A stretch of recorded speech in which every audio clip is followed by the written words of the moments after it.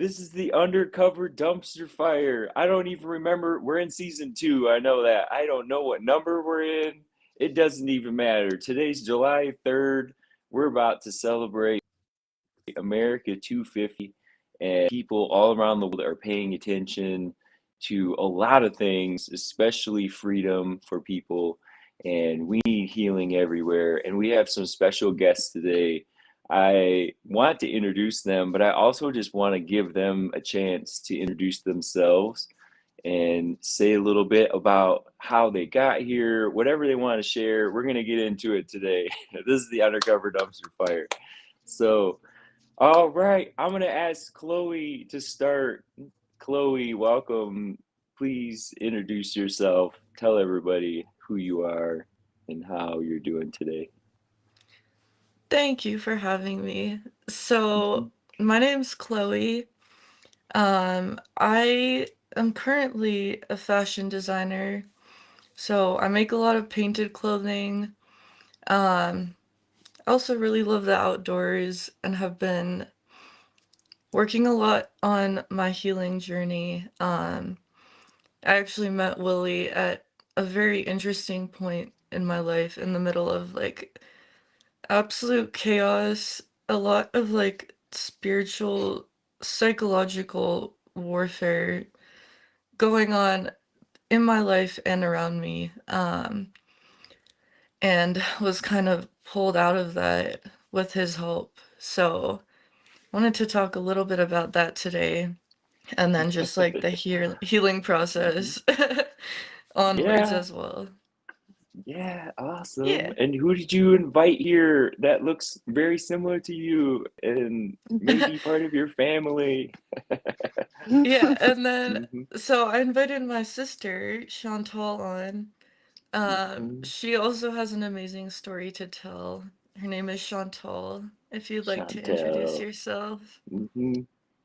Hello, everyone, and thank you, Willie, so much for having me. I'm very happy to Mhm. be here today and to be meeting some new people and doing Mhm. this with my sister.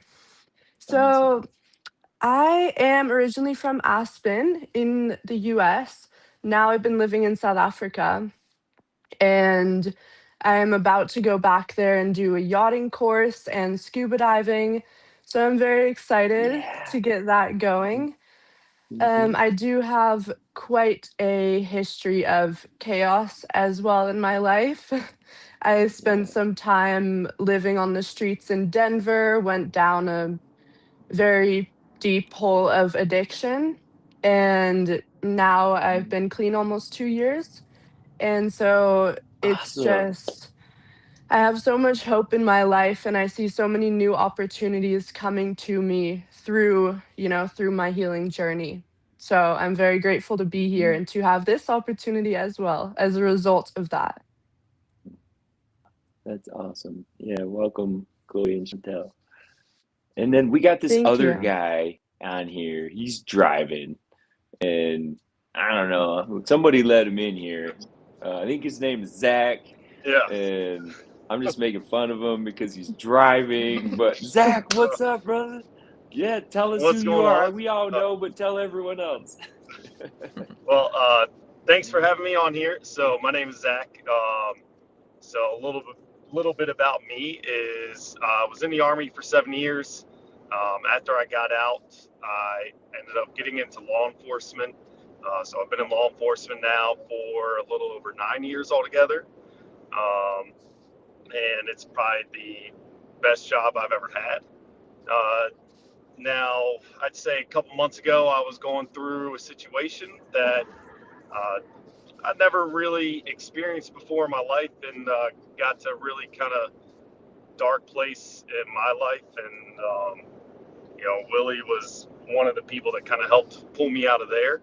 And yeah, it's ever since then though, things have been really kind of, I guess, changing for the good for me. And yeah, excited to Mhm. be here and talk with everyone. That's And I guess unintentionally kind of started to become, I guess, sort of like an influencer on social media.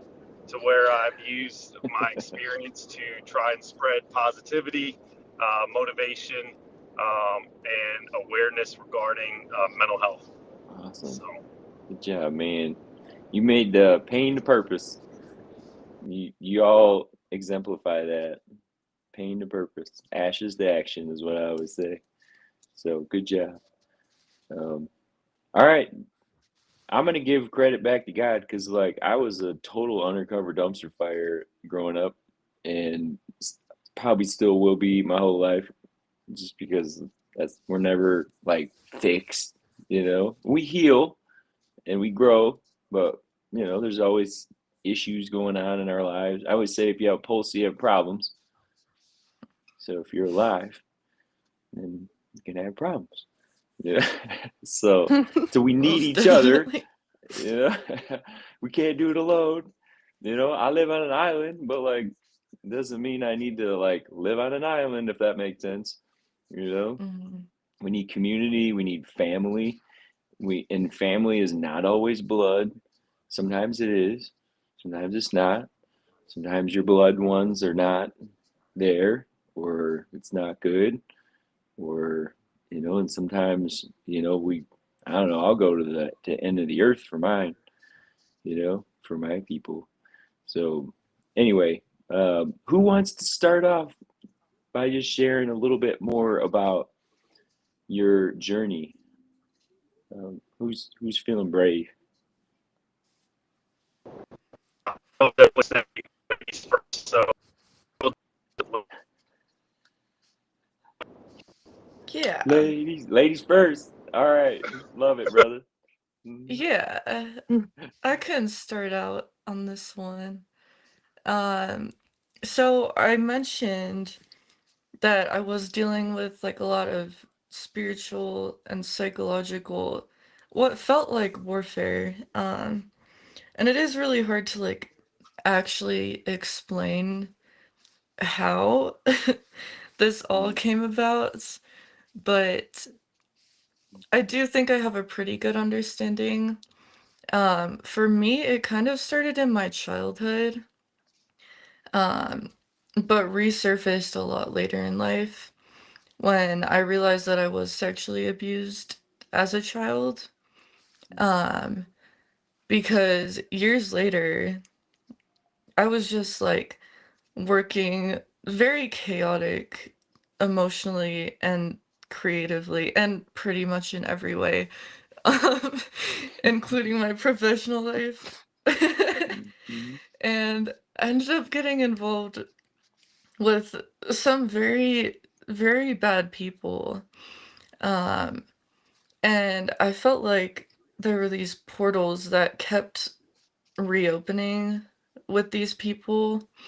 And I realized they were triggering that like inner child aspect that I was not fully aware of just because of how long ago it happened and how like blurry the memories of that sexual assault were. Um, but later on, I did end up repetitively just getting myself into very similar situations over and over and just finding myself like attracting so many like very low vibrational people into my life and into my field. And I thought like the world was just like that. And I was like, okay, this is so normal. Um, and I like fell down the rabbit hole, got involved with like drug use, ended up involved with cartel for a short period of time, which was like really scary things to deal with, and then was continuously like sexually traumatized and really was so like dissociated at that point just because I had convinced myself that like life was just gonna be like that forever. Um, I was also using drugs, which did not help that situation. And then on top of that, lived with a very abusive partner attempting to get out of previously abusive situations. Um, so there was a lot going on all at once, and like mainly it was just like the reopening of that wound over and over. So then I had to turn to drugs to cope, and then also like really struggled with an eating disorder for a long time. And so like all of that piled up and definitely just conglomerated in my brain to the point where it was just like blurry, and I had just accepted that that was kind of the trajectory of my life, and I was probably gonna die before 30, and like that that was just like where it was Yeah. going, and I didn't really expect anything else. Um and then luckily my partner is not on today, but he actually helped me start doing art again. And I have been doing that as a child and like throughout my youth, probably up to like 10th grade or so. And then I got into like sports and all of that, which kind of took a different turn and I stopped doing art. So he actually helped me a lot with getting back into art, and I was able to start like pulling these dark pieces of myself out through artistic expression. And then one day, out of nowhere, I just like realized that everything that had happened was actually like criminal and like very, very evil. And decided to like speak out on it and try to figure out what was going on. Ended up getting myself stalked. So I was like on like lockdown trying to be a fashion designer. So I'm like painting clothing in this like chaos, like absolute chaos. Like couldn't even go outside of my house. People were like coming down the valley, got followed across Colorado a couple times, and then stalked by like an ex-boyfriend who was also a gang member right when I get to Denver. And it was just absolute chaos. And then luckily that's when Willy came into my life. Asked me if You asked me if you fucking wanted to model. If you could model for me. I was like, yeah. It's kind of like not what we normally get for models, but like you seem nice. So I was like, yeah, sure. um, and then from that point, thank God and thank you, because I was able to turn things around and kind of like close off those portals that kept being open to this like demonic attachment. At least that's kind of how I see it. I don't know if it's entities or just, the mental aspect of like not being aware when your shadow side takes over. But regardless, I was able to separate that and like put up protection around myself and heal a lot.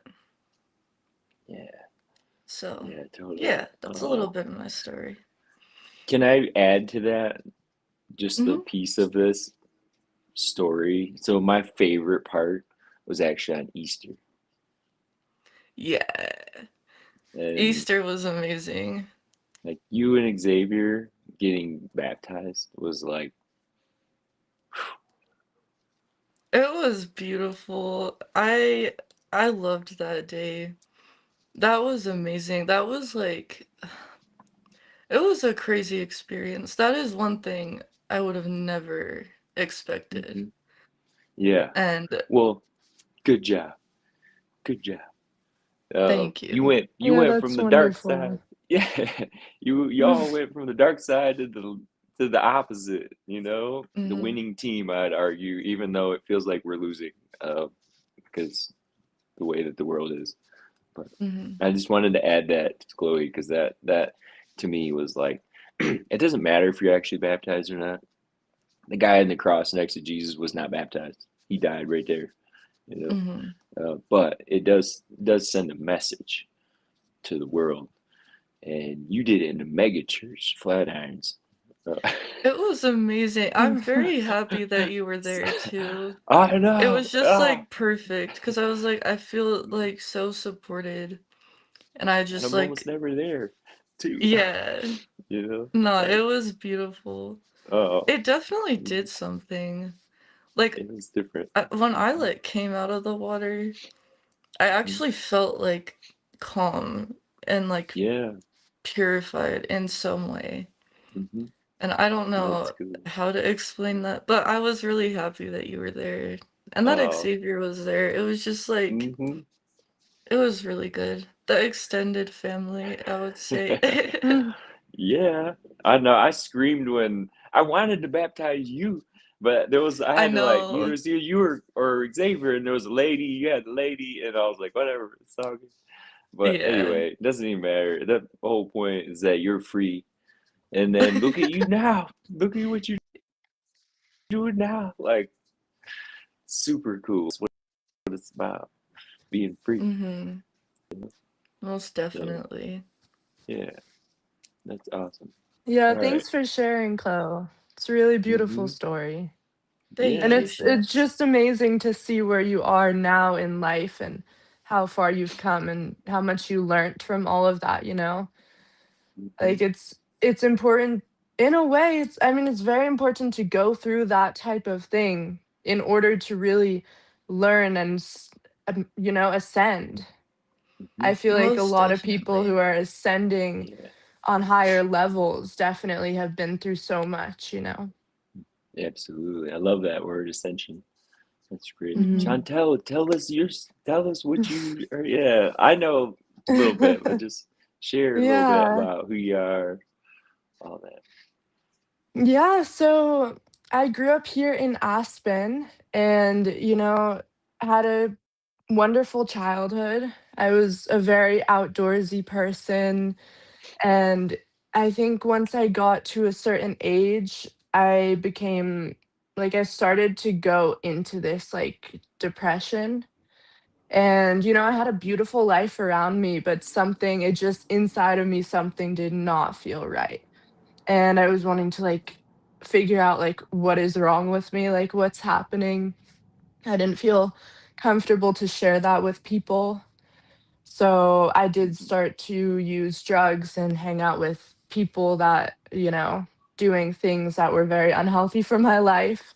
And, you know, just I was self-harming for maybe a year or so, just went down that hole of like, I didn't care about myself. I didn't know myself and I didn't know like what was wrong with me. So eventually I got so overwhelmed to the point where I was 15 and I decided to leave my home without telling anybody. So I had my dealer like drive me to Denver and I had no plan. It was very impulsive. I just wanted some escape, and I thought maybe if I left and got into a new environment, I would be free from all of that pain. So I arrived there and realized, like, I think I took $100, and on the way, I bought a phone with that $100. So I had no money. You got a And phone. I had a phone. Hmm. And was just like looking for places to stay. I heard of this place called St. Francis, which was like a homeless shelter. And so looking for places to stay and like I didn't want to show my ID or, you know, tell them information because then the police would come and get me. So immediately the first night out there, I met this younger girl and she took me to her tent with this like 60-year-old guy, and we were both underage and I ended up living there with them. So in Denver, I'm sure you guys probably know about like the tent cities and, you know, just tents lining the streets. And so I basically went straight into that life, started using even more drugs and harder drugs. And very quickly I had lost myself, to the point where, like, just more than I was lost before. But I felt free. In through all of that, I felt free because I didn't have any responsibility, not even taking care of myself. So I was living in that life for a few months, and then the police found me and took me back to Aspen. And during that, it was like 3 months on the streets the first time. And I had a very big spiritual awakening. And I started to see so many evils in the world. I started to look into buildings and see that they were experimenting. And, I started to see demons walking down the streets. And so I went through a whole phase of like seeing all this demonic energy. And then I also went through a phase of seeing so much godly energy where people would come to me and speak to me like God was speaking through them.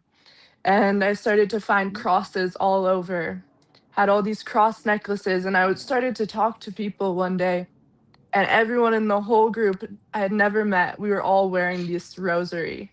So I went through these two, like, it was almost like it was asking me to choose which side I wanted to be. It like showed me one side and then showed me Yeah. the other side. So anyway, I was just really, really afraid of losing my spirituality that I had found. Of course, I had found it. I was also using drugs. So in a way it was drug induced, opening those gates. Mm-hmm. But I was so afraid that I would lose that connection. And so I decided to leave again after about a month. And this time I stole my parents' car. I drove back to Denver. I was really All right. I had so Yes. much insanity. And Yep. So it goes. yeah, parked in like a random garage in like the middle of Denver. Was just living out there again. Got into like a relationship who with someone who had like schizophrenia. And when I got into the relationship, I didn't realize that. And then I think something in me started to trigger him, and we were also using more together. So all his demons started to come through him.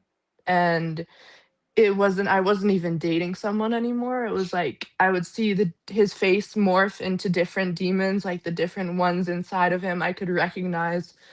And a pattern I've had is staying with people and staying in relationships because I just wanted to help them, and I thought that I could like save them, or you know that they could heal through like with me with them. But that was not the case, and it just got worse and worse, and eventually we just kind of drifted. And then, yeah, I mean, I also was just getting into so many things where I would mask situations in my head, like in order to cope. So if there were abusive situations, I would cope by saying, oh, I wanted to do that. Or like sexual abuse, I would say, oh, no, like I felt like having sex with that person, even though I didn't. And, or if I would stay at someone's house and have sex with them, it was like prostitution, but in my head, I told myself, all these lies so that I could cope. Yeah. And eventually I got into another relationship, and it was very abusive.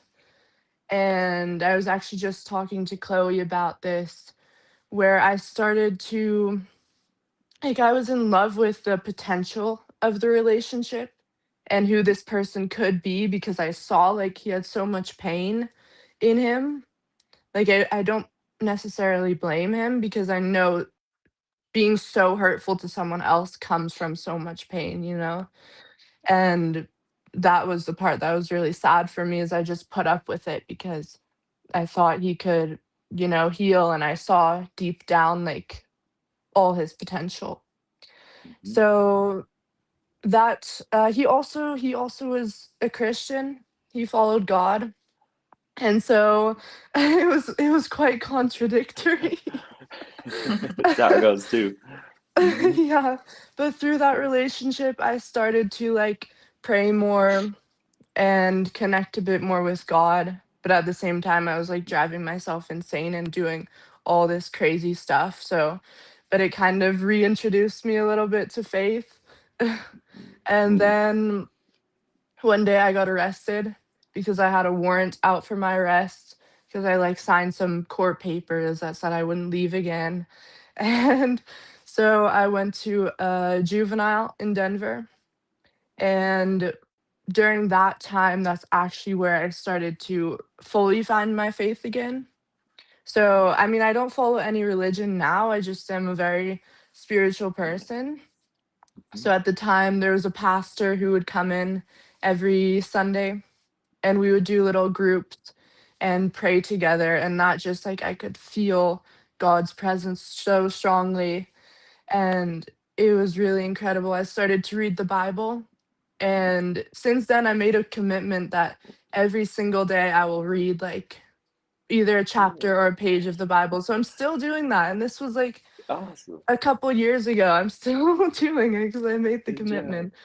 Mm-hmm. Yeah. So, and I started to pray. And every time like I walked out of a door, I would just pray, like, Jesus, please help me to take my actions from a place of love.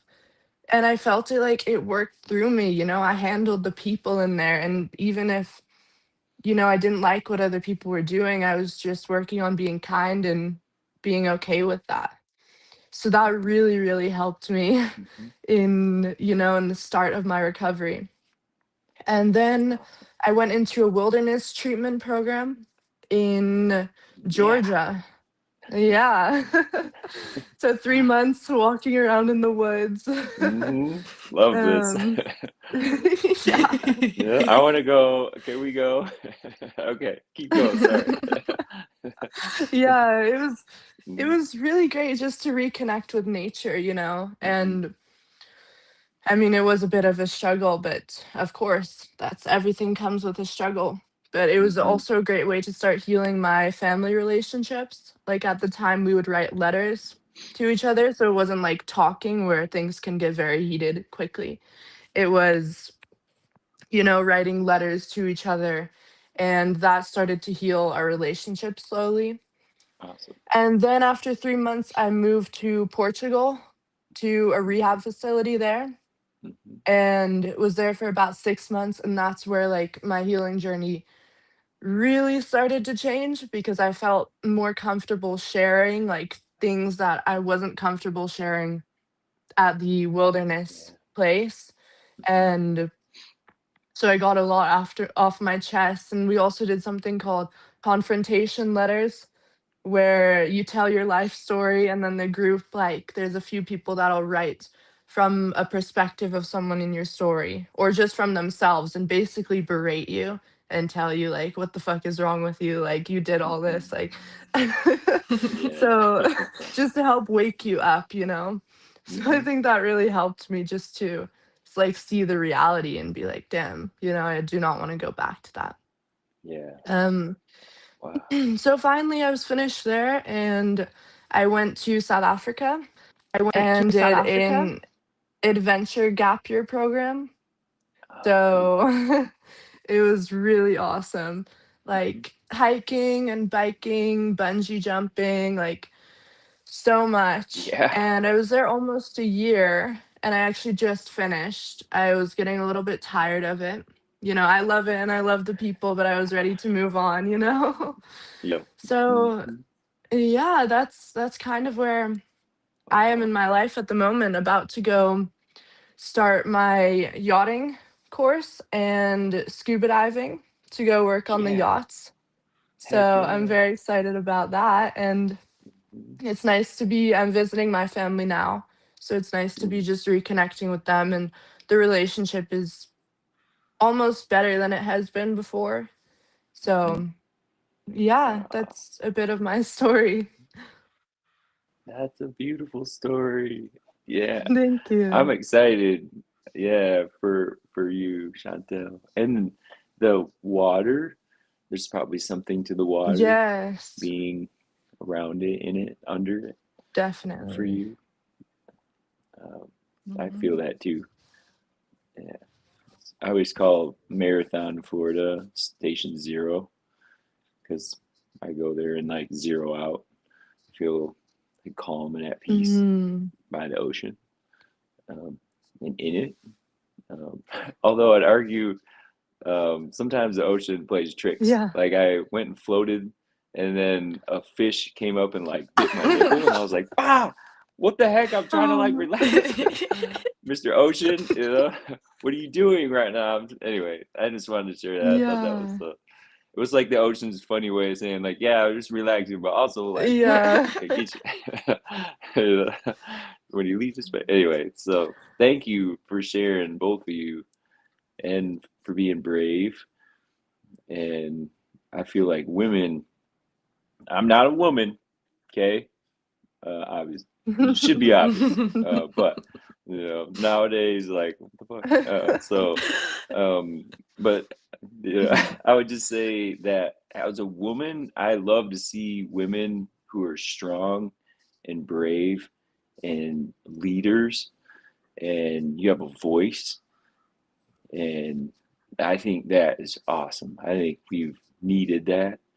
The feminine energy has been like, I don't know what happened. Same with the masculine. Like, you can't be a man now. Apparently, it's not okay. Or a very feminine female. Like, it's not. Like, they just get attacked. So anyway, I see y'all. You're doing. This is awesome. That's awesome to see. Both of you sisters even Thank yeah. on here. Thanks a lot, Willie. Yeah, in different parts of the world. Yeah, Yeah. you guys are awesome. Yeah, I'm proud of you, Thank Yeah, you. Shantae. Thanks, Phil. yeah, Mhm. that's super cool. It's inspiring, and you're just sharing your life story, and you never know how many like millions of people that you never will even know. I've heard that over and over in my lifetime, and just never know who you're entertaining, like who's listening, Mm. and never even say anything, And but thank you for sharing. Yeah, Oh, we thank lost you. Zach. Oh I no. was just gonna invite him. Oh, he's coming back. Okay, all right, we let him back in. All right, we're letting Zach back in. Zach, man, we let you back in. Now you got to talk. Unmute yourself there, mister. I have orange juice, by the way. Ooh, Mm. that looks good. Yeah, I mean, can't beat. I'm not in Florida, but can't beat orange juice in the morning. All right, Zach, what are you doing, brother? You gonna can he hear us? he's oh, I can unmute him. Let's see. Oh no, I can't. Oh, I did. He has to unmute himself. Well, let's just say this: when Zach jumps on here, I met Zach a few weeks ago, and I feel like I've known Zach my whole life because people like Zach exist everywhere, and he's just like me, come from a broken home, just making your way through life. Very big heart, that guy has, and so do I. And I think that comes from being beat down. You get beat up in life, and you got one or two choices: you either become bitter or you become better.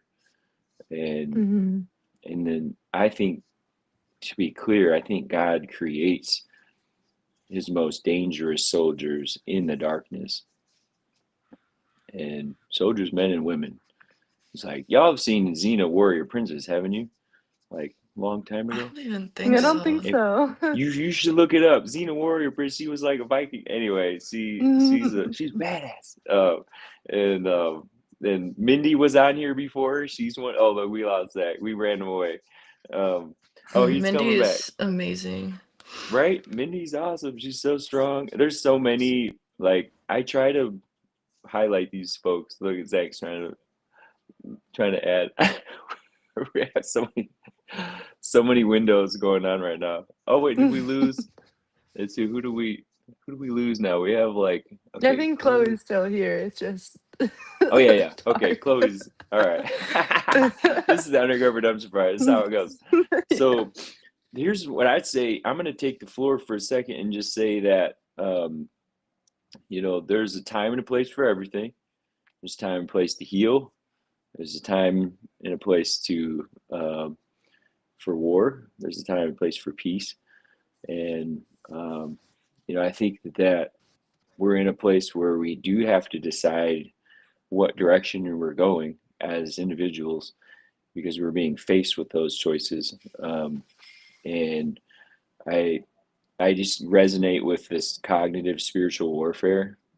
I feel like that's what's happening, and is that we're in a battle, and it's subtle if you're not paying attention. But Chantel, you even mentioned it, like your eyes were open, and Hmm. like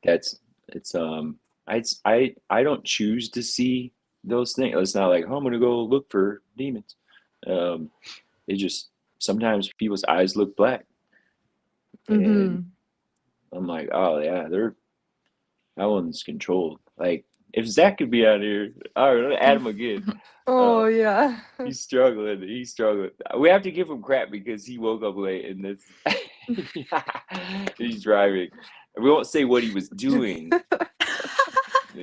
but he can explain that later. Uh, so, but we are made to choose in a way, like choose life or death.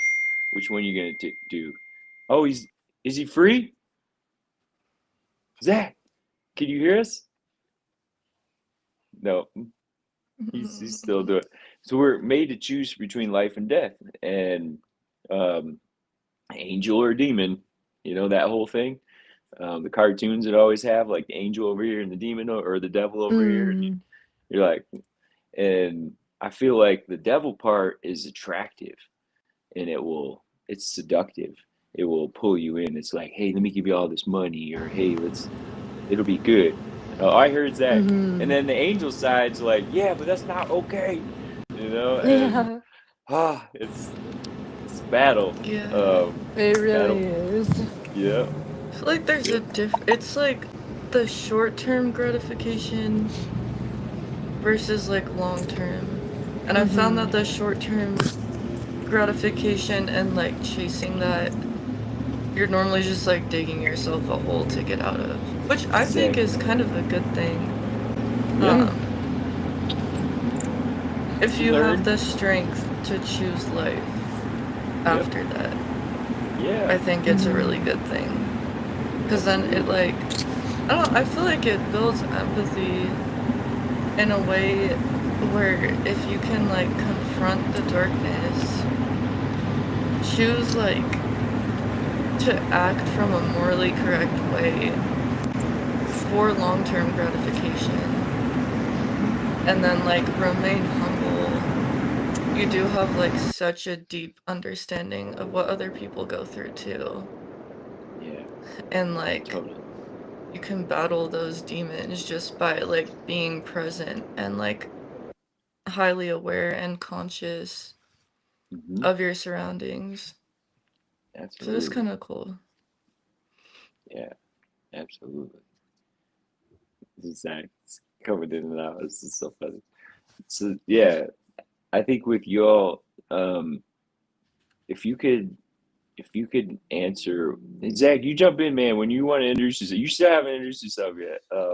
But I'll just say, well, I'll put a question out there um, to you ladies. And if there's one thing that you could say to someone who's in the same shoes as you were, what would you tell them?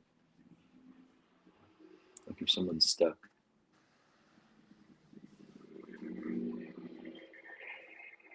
I would probably say do art Art. in a very intentional way. Mhm. Um, first of all, and then I don't like to like push religion on people, Yeah. but I do think like the Christian ideology, like that pulled me back to my feminine side a lot. Mhm. because I was like living in such a like hyper independent masculine energy for so long. And it was like affecting the men in my life and the people around me, even Mhm. after, because I was so afraid that I just couldn't rely on anybody. There's two Chloes now. This happens every time. It's okay. Just go with it. There we go. Mhm.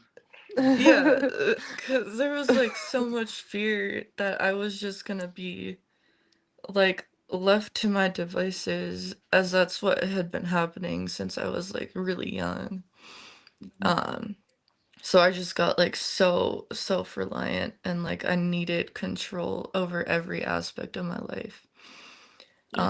And just like reading the Bible and learning like you are supposed to embody like the feminine side of yourself and like rebuild trust. That's helped me like even in my current relationship with the other Chloe. It's But like yeah. amplify. So yeah, Relationship. Good job. yeah. So like finding the feminine and then being able to have the like strength of the masculine energy when it's necessary Mhm. has helped me like rebalance and just like find healing and feel more comfortable and be able to like trust people again and trust Mhm. myself more because I'm just aligned. So that's what I would Exactly. say. Or just Alignment. pray to the universe Yeah. and like ask for forgiveness and forgive yourself. There you go. Yeah. hmm It's awesome. Yep. Yeah. How about you, Chantel? What would you say? I mean, being in a situation like that, it can be very challenging to hear other people and hear people who want to help you unless Mhm. you really want to help yourself. So I'd say the first step is to, you know, recognize that you are worthy. I guess recognize it. It doesn't mean you need to believe it yet because it can take time to believe that. Mhm. But recognizing in your mind that as a being, no matter what you've done or what's happened to you, you are Mhm. still worthy. You deserve love. You deserve health. And Yeah. you are so, so strong to be, and so intelligent how you've been dealing with things. And now it's about if you are so worthy and so deserving of love, how can you give that to Mhm. yourself and show Mhm. yourself? And so that's on a more personal level, Mhm. is just, I guess, remembering that you are worthy and that you deserve a life that's fulfilling and you Mhm. deserve happiness. And then Mhm. on a different, more practical level, I think it's just about figuring out what's the next right thing to do and Mhm. what's the next tiny step to take in the direction you want to go, even if you don't know the big goal. Like, what's the next right thing? What's something that actually will be helpful for me and the people around me, Mhm. no matter how small the action is? And if you continuously think about the next right thing, you'll continue to grow with that. Yeah. Love that. I say that a lot. Little hmm synchronicities happening. Um, I love synchronicities. I stopped hmm believing in coincidence. Me It's too. 2 minutes all day long. I'm like, all right, just we're go. What you just said was Yeah. one, Chantel. I say it No, all the yeah. time. Uh, just the next right thing. That's it. Don't keep it Yeah. simple. And like if we go back to what helps, ministry of presence is what helps, in my opinion. Just being there with somebody in that Mhm. space, letting them know they're not alone. And when I met Chloe, I didn't talk about God at all. Mm-hmm. Like, I mean, like it doesn't have to be the first thing. I believe people have to belong first, sense of belonging. Then they come to Yeah. believe, and then they behave. And behave, Mm. that sounds like a parent or something, but just it's the result of it is the what we do, you know. But Mhm. you have to belong somewhere first.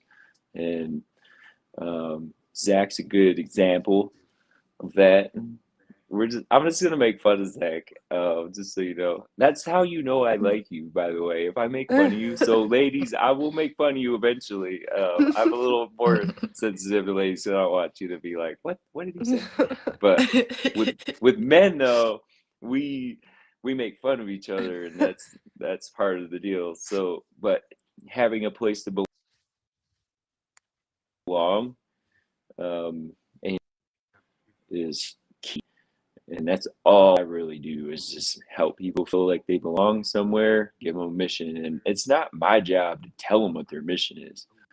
It's not Mhm. it's not your job to tell everyone what their mission is necessarily. Like, just like a thumbprint, we all have a unique one.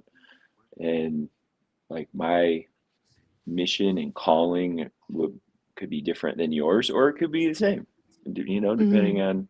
on how you're built and and we're not the ones in charge of all that. I mean, I'd like think I am sometimes, but I'm not in charge. You're not in charge of all this. We can influence it. Oh, there's a little echo. Echo. All right. So who's next? Who wants to go next? I want to hear from Zach, but he's still driving. Yeah. Um, so we talked about at the beginning, what actually helps. I like to keep things very simple.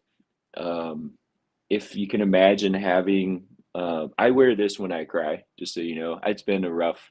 I had my grandmother passed away. Like, it's been a lot in the last few days. Actually, my whole life, but in the last few days. And so that's what this is. It's not. I'm not ready to punch into somebody. I'm just. Yeah, I I'm got sorry this. to hear that. Thank you. Well, she was 90, Yeah. and she had 7 sons, and she was an Wow. artist. Um, and she had the most pretty blue eyes. And our whole family does on the Carlson side, and they're from Vera Sweden originally. The other part of my family was from the Netherlands, and there's a daughter of the revolution on the Netherlands side that fought in the American Revolution. And Mhm. then on the Carlson side, those are the folks that were at the Chicago World's Fair, Oh. 1893 with Thomas Edison. And like learning about my family has been an amazing little journey. Like, and where I'm getting at with that is identity. Like, all of the places I've had, probably I stopped counting clients, like 12,000 clients, and a lot of them were suicidal, homicidal, gravely disabled, military, first responders, people with trauma, all different types of trauma, everything from like invasive surgeries that they woke up in the middle of, to mass casualties like the Las Vegas shooting that killed 58 people, injured like 500 and some odd, Jason Aldean Oh. in Las Vegas. And so, like, everything in between. And some of the hardest stuff is what y'all have been through. And to be clear, I have like no mercy for people who hurt kids and people who hurt women and men too. Mhm. I know men. I have clients that are male that have been injured, um, and I don't want to go too far into that. I just know that there's all of it comes down to your identity, and one, remembering who you are. Sometimes we're awakened to who we are, and sometimes that's a significant role in history, even, like, without realizing it. We're here for a reason. And like, why sometimes I'm like, why 45, 6 years or whatever? Why do I have to suffer my entire life? Like, come on, you know? Like, does it get better? And but then I trust that it does, and I believe that it does. And I think we're about to experience some of it, which is awesome. And because if you can be subjected to wickedness and evil and all that stuff. All right, Zach, I hear you. If we can be subjected to darkness and still come out as a good person, somebody who cares, that's a flex, Mm. in my Mm-hmm. opinion.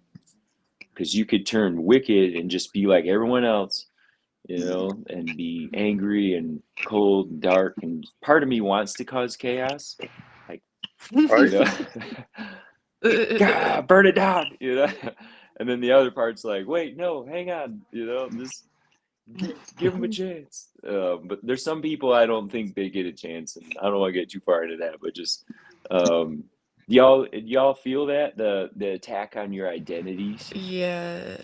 or the healing, It's like the freedom you have. there's so much like psychological manipulation. And then I think like depending on like what drugs you're like I was like fed drugs by Aspen elites and Mm, was connected to people whose family line is the Rothschild family. Um, and they were like grooming me, and I was fed drugs specifically like from these very elite people who just publicly display like Rothschild relics. And that type of thing is crazy because I do think it's like that causes you complete dissociation and misalignment from like your inner self and your soul. Um, whereas like if you go into like psychedelic therapy, I am an advocate for that because that brings you back to like your inner child and to nature. I actually work with an organization now who does like psychedelic fashion and art shows. awesome. Um, Give them a shout and out. I'm Who are like, they? they're called Shroomski. They're Awesome. down in Denver. They run a magazine and then like a bunch of educational events, fashion Yeah. shows, art events. So that's kind of what I was talking about earlier too, actually, like with the portals. Um, so I experienced like command terms resurface, and I wrote a poem on like one of the dresses that I had made. I embroidered it on the back, and then later when I was going through everything, I was like, this doesn't sound like kind. It doesn't sound evil, but it just sounds like sketchy as fuck. And, It's all right. It's sometimes it's real. like that, so I'm like, Yeah. whatever. It's raw. But I researched it, and these were specific commands that are in the Kabbalah that are Mm, used for sexual abuse. You're supposed to be abused before the age of 3 because that takes away your freedom. Like, I don't know if anybody's read like The Body Keeps the Score, mhm, but it's like if you like control and actually are the cause of somebody's triggers and are able to like traumatize them before the brain has time to develop, you can use the same commands later in life to actually get the person to dissociate mm, um and completely shut down. And so that was like one thing that was really crazy when I started doing art again. Because on clothing, like I'm a writer and I write like a lot of poetry and things like that. And sometimes it's just like sketchy and I'm like, this is definitely not me. But it's like a portal, like if you hear those words, or like you were saying, when you can actually like see a person who's like fully consumed by Mhm. the devil, like their eyes are black and they're still, and it feels like they like pierce your soul. Um, And I've had that type of thing, like, when I was, like, involved with the cartel, like, that's how, like, everybody was. Mm. And so I dissociate, and then, like, I fully felt possessed for a while, and my pupils were, like, dilated for months, even when I wasn't even using. Mm. Um, and I know that can be, like, brain damage, and, like, I might have a little bit, but um, Don't we all? but, like, Yeah. my pupils have been normal now for Hmm.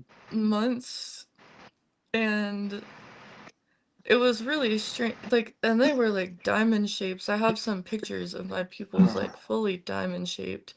I was Wow. dissociated. I, like, barely remember some years of my life, Mm. um, just from that, but I think it's, like, they'll use the portal because they created your triggers, so then they can just reopen, and that's how people are, like, taught to actually take control over you. Mm. And, like, I think it's, like, enslavement. It's complete enslavement to control that from such a young age. Um, so it's crazy. And then Yeah. the drugs, like, same portal. It's, like, shut you off so that they can do whatever they want with you. Hmm. Um, Yeah. so, yeah, that's really interesting for me as It well. is. Thank you for sharing that. And the danger is people that are hearing this, some will think that oh, this is drugs and whatever. That's part of the process. That's part of Mhm. like Mhm. the reason I sought you out is because you were in a recovery community. You look scared to me, Mhm. and you looked alone, and you looked like you needed somebody. And I didn't know that what was happening with you. I was just, to be honest, I was just gonna kind of like model with you, and then see who else I meet. I don't know, like, and then it was like, no, actually, you're the person I need to talk to, and that's, you know, I think when we're awakened, we and we all have a mission. We're on it right now. Mhm. We're sharing Mhm. stuff. You're sharing stuff. Look at you go. And me too, I guess, like you're Yeah, sharing yeah. stuff that's real, and this is not made Mhm. make believe.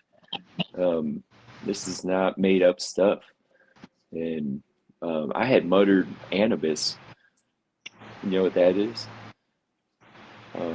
Anubis, The No. some Egyptian. Egyptian Oh, Anubis. Anubis. Anubis. Sorry, Okay, okay. yeah, Yeah. No, yeah. I don't know. Maybe I'm not Mhm. sure. Yeah, okay. Isn't that It, the god of death? yeah. So that Mm. came off of my lips, and I was like, whoa, okay. I don't know how to handle that. Because I had never even said that word before. I didn't even know what that was. And then I turned on John Wick 4 and I saw an image of it. And then I saw it in Sing 2. And then it's all in Hollywood and people put it up on um, in their movies because they want to have a um, good omen. Mm. Um, Meanwhile, they're causing chaos. Not everyone, but just kind of know that those things happen for a reason, even if we don't understand them. But I think God sometimes will give us, or angels, or however you want to say that, like they will give us foreshadowing Mhm. information. And our job is just to do what you said, Chantel, just the next right thing. Just keep doing the next right thing because, like, you get information and you're like, I don't even know what to do with this. Um, Mhm. and then you just do what's right next. You try and you might fail, but keep going Yeah. Mhm. and whatever. It's this healing. It's not a growth is not linear. Mhm. It can be, in a split second. Mine was in the back of the cop car. So, all I said was, God help. I didn't say like all these prayers. And then I was like, oh, straight to prison. All Mhm. right, I'm going to go there for 4 years and learn how to survive. But Wasn't that here we are. on, was that January 30th? Yep. That's my Mm. birthday. I No remember I saw that way. video and I was like, that's so weird. That's wild. Yeah, Yeah. that's cool. That's so cool. Well, yeah, January 30th, it was Super Bowl Sunday, which is so wild because, like, I mean, I stood in for Tom Brady, the Super Bowl guy, in a commercial, and I was thinking, like, I had a little flashback. I was like, most famous NFL guy that arguably ever lived, and like on Super Bowl Sunday, I went and did some crazy stuff and got arrested, and then here I'm standing with Tom Brady, man, and all I could say was, "It's very nice to meet you." You know, like just try to be cool, man. You know, like it's Tom Brady. Yeah, so he's a good looking dude. But anyway, let me pull it off of me here and put Zach on because he's chilling now, and Mhm. I want to give him some space. And then I have to, I'm going to a farm today. I'm going downtown DC. Like I got all kinds of stuff. So Zach, brother, tell us who you are and what do you want people to know, man? Yeah. So first off, I apologize. For some reason, I started to lose signal, and then I kept having audio issues. I was seeing y'all talk, but I couldn't hear you, and I was like, "Oh, they're laughing about something." And I was like, "Oh, I guess maybe they're laughing at me or whatever." And I just thought it was very interesting, and could not I figure out was. what was going on. So yeah, so like I mentioned at the very beginning, so I've been in law enforcement now for 9 years. Uh, a lot of that is, well, okay, maybe not a lot, but there throughout that my career, I've experienced a decent amount of critical incidents. Um, my second day out of field training, so my second day of not even like, by myself, still don't even know what it's like to be a cop. I had a guy shoot himself in front of me. And then from there, that kind of like set the tone for the next couple of years. Um, see here, 2022, I had to get emergency med flighted from a scene. I'd responded to a crash where a vehicle had become fully involved in flames. And when I got there, the driver was still trapped inside, and me being the genius that I am, grabbed my little puny fire extinguisher, which was, like one of those personal ones you might see in like your kitchen or something, and ran over to it, and I couldn't get the front door open, and so then I thought it'd be a great idea to open the back door and then get inside of this car that's on fire, and try to get the driver out. So was not successful in getting him out. Once my fire extinguisher had depleted, I went to try and grab him, and the flames just kind of picked right back up, and kind of watched them jump onto him. And then I'd realized the entire time I was in this car, I wasn't really breathing.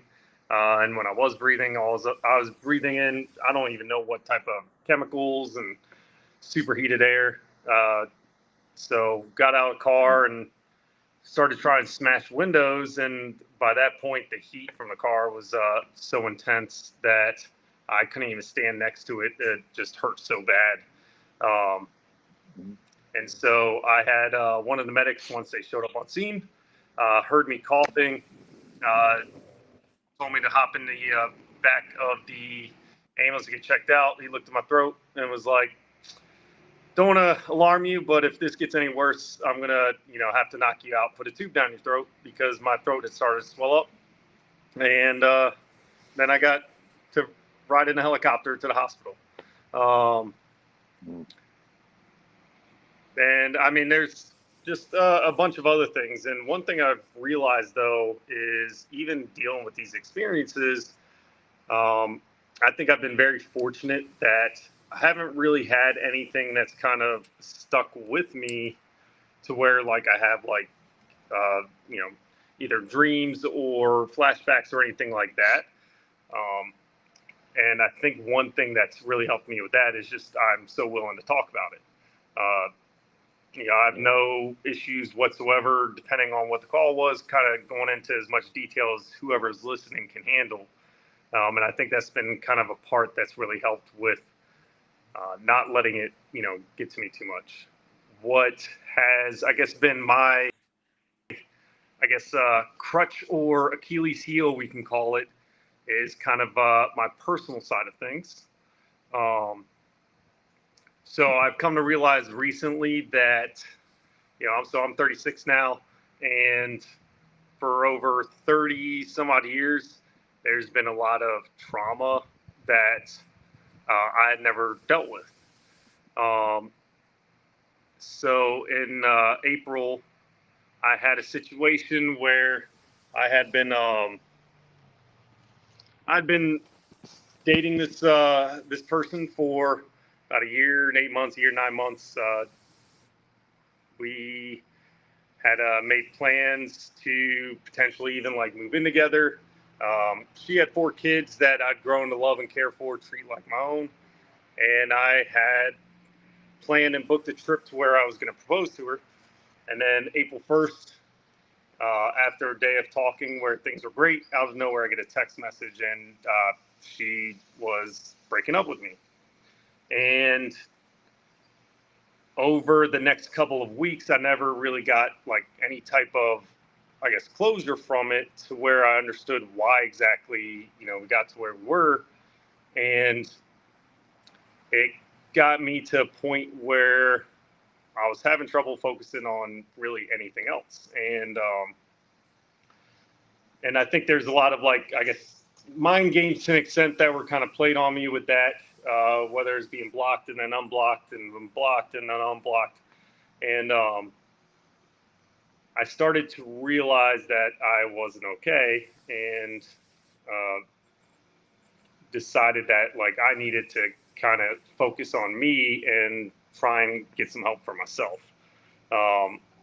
What I've come to learn, which is something that Willy's kind of helped me really understand, as well as, my therapist that I've been seeing, and a couple of really good friends that I trust, is that this situation was kind of a culmination of 30 some odd years of trauma, and then this was getting packed right on top of it. And essentially my brain was just kind of like, you're not just going to go ahead and, get through this now. Like, you actually need to deal with this stuff. Because I had gotten to a point where I was extremely depressed. I couldn't really focus or enjoy things that I normally would. My anxiety was through the roof. If I left the house, my anxiety would skyrocket, but then staying at the house, my depression would go through the roof. There'd be, days where like I would just kind of sit there and just kind of stare off and let my mind get the best of me. And I'd gotten to a point a couple of different times where I felt like I just didn't want to be around anymore. And I'd never been like that before. So that was pretty, like, I mean, it's kind of scary that I'd allowed myself to get into a position like that.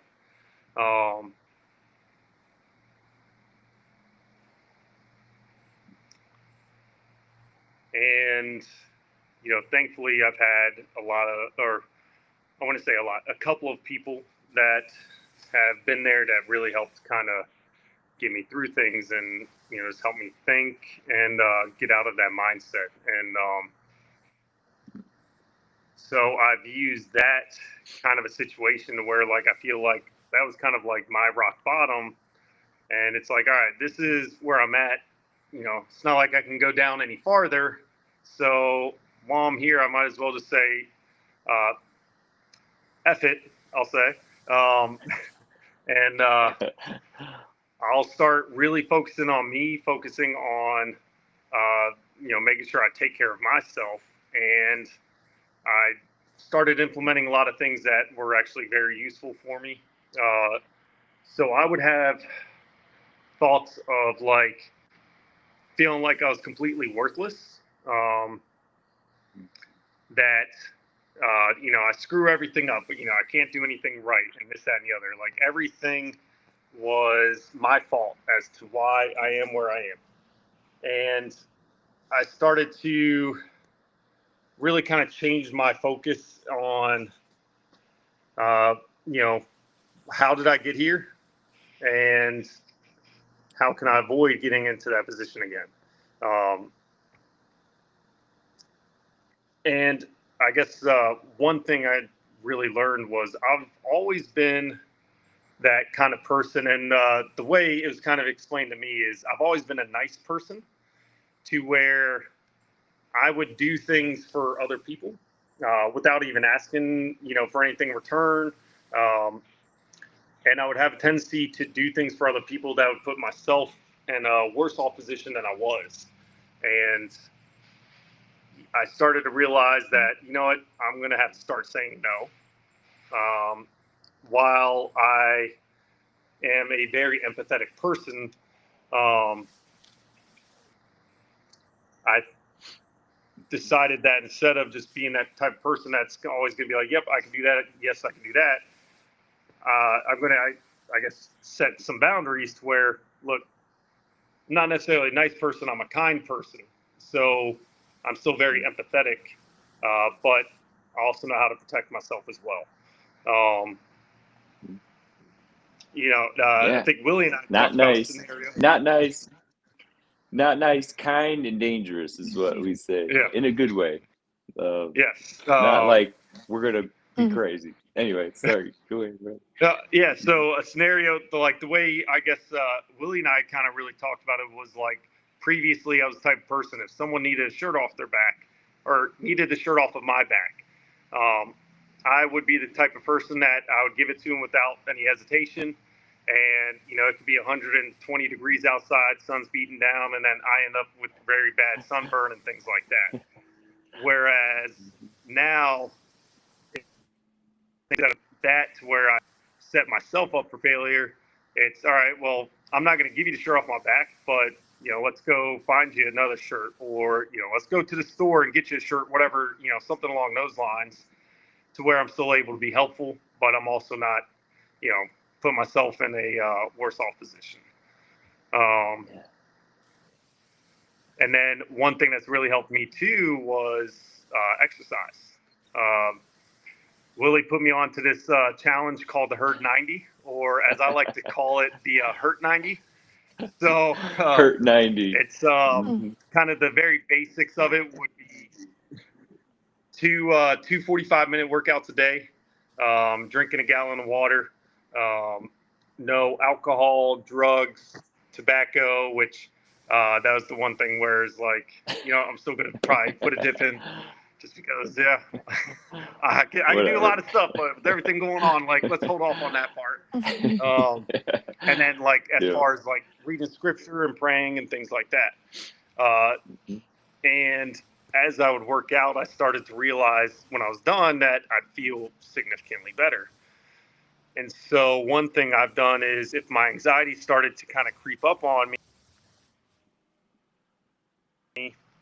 instead of letting it, kind of manifest, channel that into energy and go knock out a quick workout. And I guess, there's a lot of science behind all that stuff that I don't necessarily understand. But from what I do understand, it's, working out allows your body to release serotonin, and then kind of get rid of the cortisol that, I guess cortisol is more of the makes you feel kind of down, whereas serotonin is what's going to make you feel happy and all that stuff. And so I'd start doing that, and that alone just has made a significant difference. And with everything that I've had going on, I actually kind of tell people now that I feel like I'm in a much better place mentally than I have been in years. And I've had a lot of awesome doors open up for me. And I kind of take my experience and try to spread positivity, let people know that it's okay to not be okay. Trying to help bring awareness that there is as much as, you know, people don't, or people like to say there's no stigma regarding mental health, there definitely still is. And I think it's something that needs to be addressed, and, you know, until it's just a normal thing and there's no repercussions for talking about it or wanting to get help.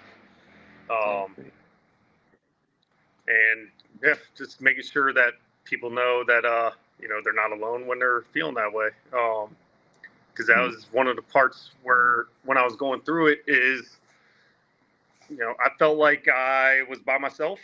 It was also very eye-opening to where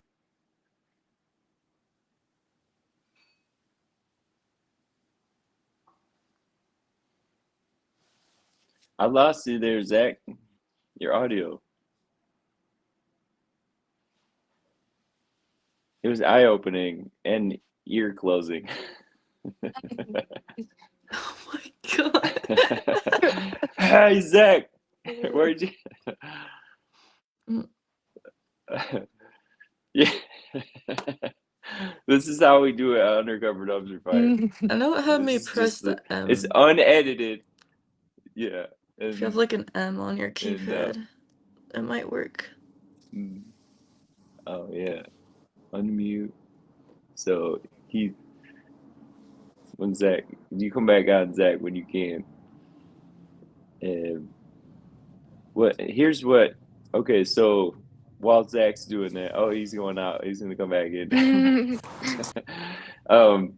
I just wanted to jump in and say that what I want and need to help with all of these different areas. So what I've been doing is building a nationwide network. It's grassroots, and this is as grassroots as it comes. Leveraging social media, which I hate social media, but I also use it, and I don't like it, but I like it. And it's how we communicate right now. So I just don't like how it can suck people in, and we get lost in it. It's not even a real world half the time. So seeing people in person, I think, is where we need to go, and to heal as people. We need to start being in communities. We need to be gathering, doing stuff. I'm saying that because y'all are doing some fashion shows and stuff, and we have the opportunity to do Hey, hang on, Zach. So 64 city tour this year. You can't hear anything? All right. He's So climb is what I'm talking about, and I'll just throw this out there. We need funding for it. We need to be able to help. I mean, everything I've done is just what I have to offer. My spare time, which I don't have spare time, but it just, when y'all are the same way, this is how it goes. And right now we're in the position where we need funding to be able to help as many people as possible. So we have a Climb National Reset Tour scheduled to launch at any time, literally any time. We have planning meetings next week, and these are platforms in 64 U.S. cities, including Hawaii. So, you know, we're gonna have to go to Hawaii. You know, it'll be rough, but we'll do it. You know, so but the goal, I'm hoping, is that we build a nationwide network, civilian auxiliary force. This is where we teach and learn open source intelligence gathering. We teach it to all the people in art and entertainment. We also want people who are in counter human trafficking, all the people who've been doing the work already. And there's some really good organizations that all they need is funding. So what are we doing? You know, I want to see Craig Salmon and his Child for Veteran Rescue. It's Veterans for Child Rescue. I want to see them fully funded, 100%. Like, that guy is awesome. And so are all those veterans that want to serve. And guess what? Y'all want to be in counter human trafficking? We just got to fund this man and his organization, and then watch what happens. Sentinel Foundation, amazing. They're amazing. They're catching predators like, they have so many up on them. So guess what? if we were funded, or if this organization or this collective was funded, then we got a whole bunch of people. I have hundreds of organizations that are on board, and my job is on the recovery side, actually, on how to recover from having been through hell. And Mm-hmm. so, but I can't do that unless we're getting attention somehow. And that's where this Roger That TV show came up. This idea that it's on IMDb, it's pre-production, although we're going to hit production as soon as we can. And I'm going to be in DC talking about it tonight. I'm going to be asking people for a lot of money.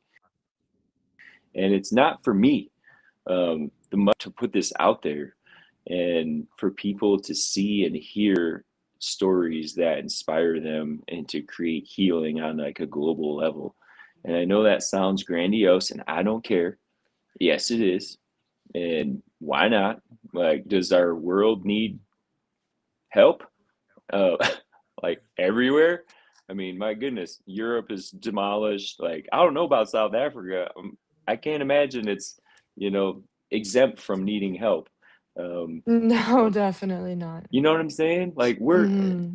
we as a human race, we need help, and we have to do what we can. So I was inspired to create this thing called Climb. It's connect, leverage, interrupt, move, and build. And it's a process that you go through in order to be able to create. But it also brings you home to yourself. You connect with who you are, connect with your creator, your true self. Underneath all of the defenses, you leverage whatever you have. Sometimes, like, I had 16 cents at one point. Now I have a production company called 16 Cent Productions, and here we are on this podcast. Like, this is what cost me $70 a month or something, and I just reactivated it this morning. Like, just doing what I have, interrupting. For interrupting. You interrupt those loops we get caught in. We interrupt the patterns, the processes. I also add in human trafficking, because I'm like, hey, we're going to Mm-hmm. disrupt, identify, and dismantle any kind of human trafficking that we come across, and we're going to use veterans and first responders and disaster medical people to do it. And there's tons of them, like millions of Americans, and I would argue people all around the world also would be behind this if they knew about it. Mm-hmm. The people that I've been afraid to even tell people, because I'm like, this thing's so big, I don't even know how to start. Where do we start with this one? I've been building small programs. This is the first time going on a big one. So we have the Climb National Reset Tour coming up. If there are people that do really well in suicide intervention or healing from being in sexual assaults and through that, things that help. We don't need to know more about the problem necessarily. We need to know what helps. Mm-hmm. And just coming together, like the Sound of Freedom movie, I would like to take that and just turn that up like a lot, to make that sound like to where it's impossible to ignore, and just let that resonate for a while and just see what happens. I'm just going to predict that people are going to want to come forward and admit what they've done before it comes to them. Because right now there are people that are going down, and I don't mean me. Like, I'm not necessarily, I'm just a counselor. But the entities that exist, the law enforcement organizations, they are on the warpath for predators, pedophiles, people that hurt innocent women and children, men too. And so, long story just to say that we want all these people to come to the table and talk. Oh no. Uh, well, Think we lost it. see here. I guess I can speak on that a little bit. So specifically for the fundraising, I just switched my clothing brand over. So Now any of my clothing sales that I do make are going straight to donation toward these different foundations. Definitely Craig Salmon and Veterans for Child Rescue is amazing. And then also for Challenger Point, there's an orphanage in Guatemala. And then, any other organizations who are working on these. Oh, yeah. I We love just it. glitched out at 11:11. Anyway, all right, Guatemala. Let's talk about it, Chloe. Yeah. I was just talking about the clothing sale donations that I've been working on, and then hopefully gonna hold some There we go. fundraiser fashion shows and events as well. And bring some artists in. Xavier, who's with House of Aliens, and I were talking about doing that and doing some more like fundraiser oriented fashion shows and then donating art for live auctions.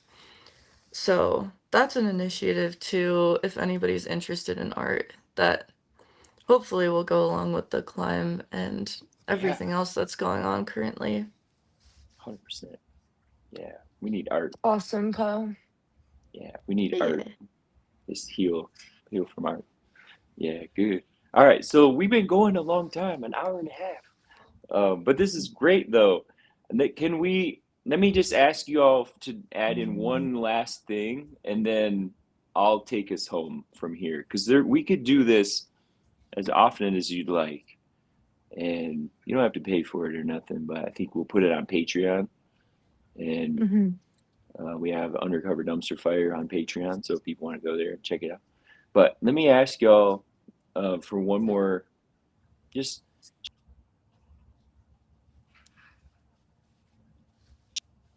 share what's on your heart today. Today's July 3rd. You should look up 1111 if y'all don't know about angel numbers and stuff.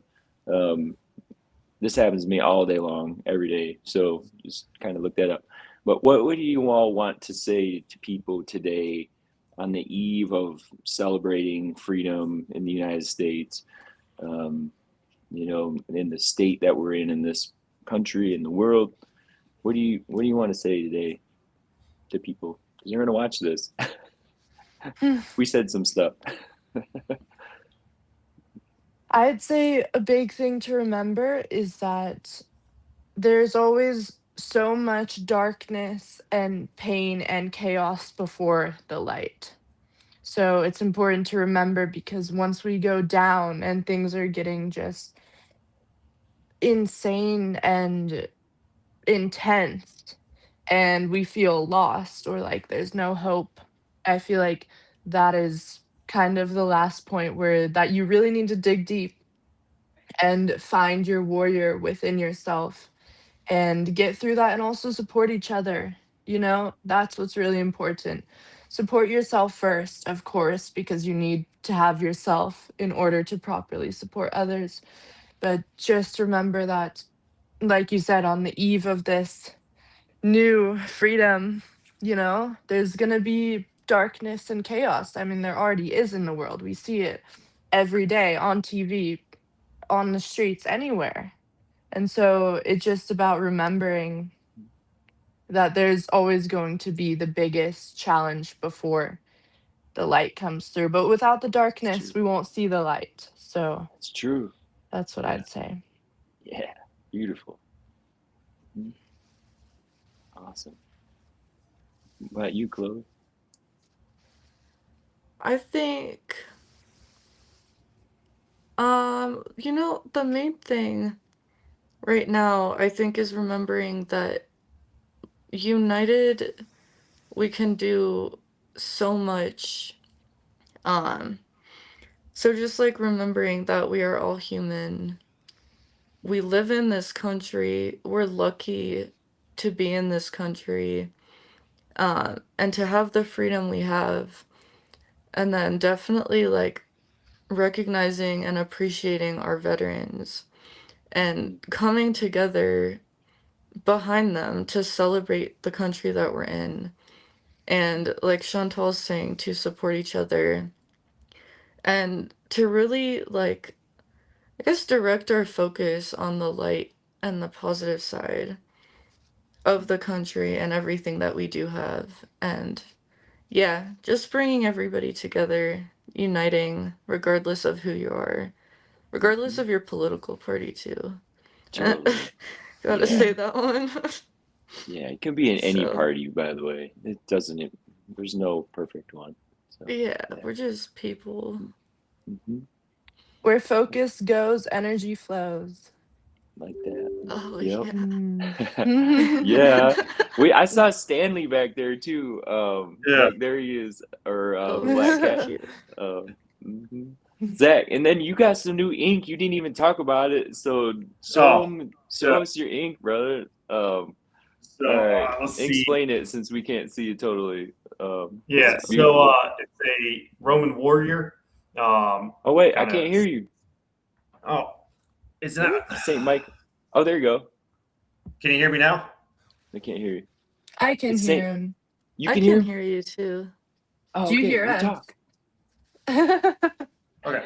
So, all right. Talk or don't talk. Saint Michael, Yeah. right? Yeah. Okay. Sorry. Go All ahead. If you can hear him, I can't hear him. Maybe it's my right. internet. So it's a Roman warrior, kind of standing stoic, looking in towards like my heart and everything, and then he's standing on ground where the word Invictus is down there. So Invictus is Latin for unconquered.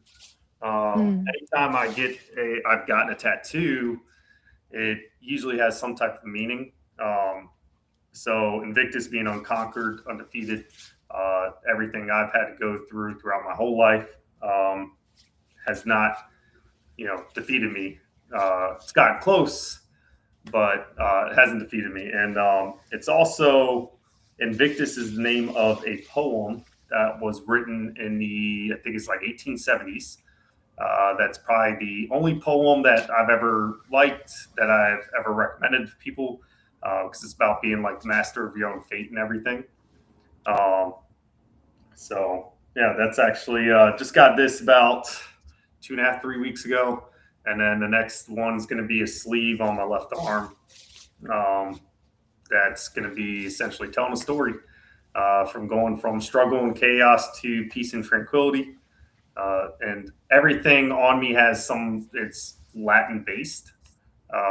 Like on my ribs, I have Luctor et emergo, non desistas, non exeris, which is I struggle and emerge, never give up, never quit. And then on my back, I have ego sum dignus, I'm worthy. And then this one's going to have esse quam videri, which is to be rather than to seem. So, yeah. Wow, that's beautiful. Mm-hmm. So, And then look at his smile. Mm. Look when he smiles. Yeah. It's $1 million smile right there. yeah, and then I apologize. So when I was talking earlier, What's funny is I can't hear any. I can only hear Chantel and Chloe. I can't hear you, Zach. But you're That's looking so great, bro. strange.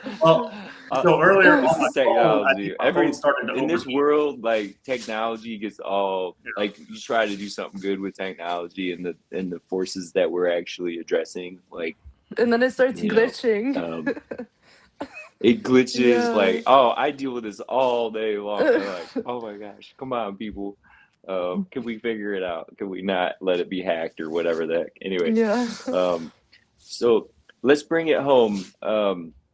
I wanted to just read something since Zach gave a firefighter story and he's a cop. I was going to read the firefighter prayer, if you all have ever heard this before. So this was written a long time ago. It's called a fireman's prayer. And it says, when I'm called to duty, God, wherever flames may rage, give save some life, whatever be its age. Help me to embrace a little child before it is too late, or save an older person from the horror of that fate. Enable me to be alert and hear the weakest shout, and quickly and efficiently to put the fire out. I want to feel my calling and to give the best of me to guard my every neighbor and protect their property. And if, according to your will, I have to lose my life, please bless with your protecting hand my family, children, and my wife. So that's a heavy one, but this was That's given to very me. powerful. Yeah, this Bible was given to me when I graduated the fire academy, and I'm not gonna say when because it makes me feel old, but I was voted class rep and I gave a speech, and I think everything happens for a reason. I think that we're doing it right now, what we're supposed to be doing today, and y'all did amazing sharing your stories. I hope we get to hear more. And the cool thing is we can connect from all around the world. So no matter where you're at, you can always jump on Undercover Dumpster Fire, and we can talk as this thing unfolds, because we're just getting started. Like, there's some wild stuff coming up, and I'm super excited. So you all want to say goodbye or anything to anybody else before I click end stream here? I don't know. Just Thank you for the prayer. Yeah. That was amazing. There's a Yeah, lot of fire right now.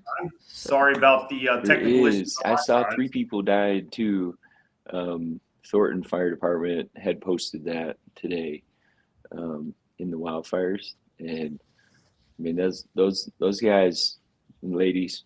I mean, they're fighting, and a lot of people are hurting from that. So, I always say, joy when you know pain, and so we pray for those people that are in pain. Yeah, they're be comforted. And then the cool thing is the Bible talks about that it's in Corinthians, one of the letters. I think it's the second one. I don't always remember the pages and crap. They added that so much later. It doesn't even matter. But the pages and chapters and all that stuff. But it says that we can comfort others with the comfort we received from God. And sometimes it's like, well, you were comforting others, but you haven't received it yet. So now it's time to receive that. But I think it happens, like, don't be surprised. And Chloe, you already know this. Chantel, I'm sure you already know this. And Zach, you're going to know this if you didn't already. People are going to come into your life just like you, and you're going to see it, and you're going to see the signs. They're in that position that you used to be in, and that's what we do. Make that next right choice, support them, help them somehow, share your story, just be with them, hear them. I always say you heal when you're heard. So, sometimes it takes a podcast or it takes a book or a movie or whatever, to be heard. But we got a lot of stories to tell, and that's the power, and that's where you create your art. Go make something beautiful today, and just know, you're all in my thoughts and prayers, and I hope that as we move along, like, we just continue to grow and shine, like you said, Chantel. There's no shadow without light. So we're gonna have both, and to integrate those. That you didn't say that part, but I'll tell you this: like, integrating your shadow is what I help people do, and that means you make the unconscious things conscious, and then you shine a light on them.